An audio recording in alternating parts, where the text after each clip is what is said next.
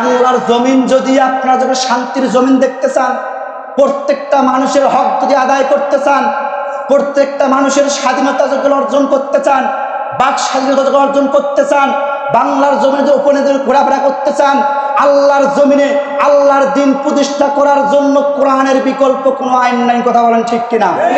সুতরাং বাংলার জমিনে সংসদের মধ্যে কোরআন দিয়ে আইন চালু হোক, এটা আপনারা চান তো? সম্মানিত বন্ধুগণ আমার, এই কোরআনের আইন সংসদে বাস্তবায়ন করার জন্য আপনাকে আমাকে দলমত নির্বিশেষে সমস্ত মুসলমানকে জমিনে নামে আসা দরকার আছে না নাই? বাংলার জমিনে যদি কোরআন যায় তাহলে আমাদের সকলের আজকে আমাদের অধিকার প্রতিষ্ঠা হবে।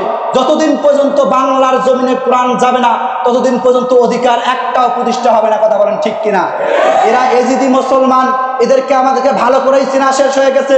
এজিদ যেমন ক্ষমতার লোভে মানুষদেরকে হত্যা করেছিল, হোসাইনকে হত্যা করেছিল, তার বিরুদ্ধে যেই কথা বলেছে সেই হত্যা করেছিল, ওই এজিদ যেমন ঘটনা ঘটাইছিল, আজকেও যারা ক্ষমতার মসনদে বসে আছেন এরাও হচ্ছে এজিদি মুসলমান।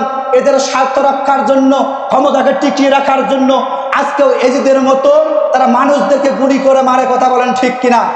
সুতরাং দল মত নির্বিশেষে স্টুডেন্টদের পাশাপাশি আপনাকে আমাকে সাধারণ মুসল্লিরা সহ, সাধারণ মুসলমানেরা সহ সকলকে আমাদেরকে রাজপথে নেমে আসতে হবে। যদি রাজপথে নেমে আসার জন্য ডাক দেওয়া হয়, কাপড়ের কাপড় মাথায় বেঁধে জমিনে নামার জন্য প্রস্তুত আছি তো মুসলমান?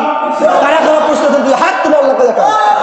তাকবীর দেন, লিল্লাহি তাকবীর, লিল্লাহি তাকবীর।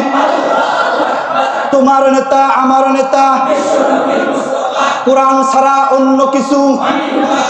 লিল্লাহি তাকবীর। বারাকাল্লাহু লানা ওয়া লাকুম ফিল কোরআনিল আযীম।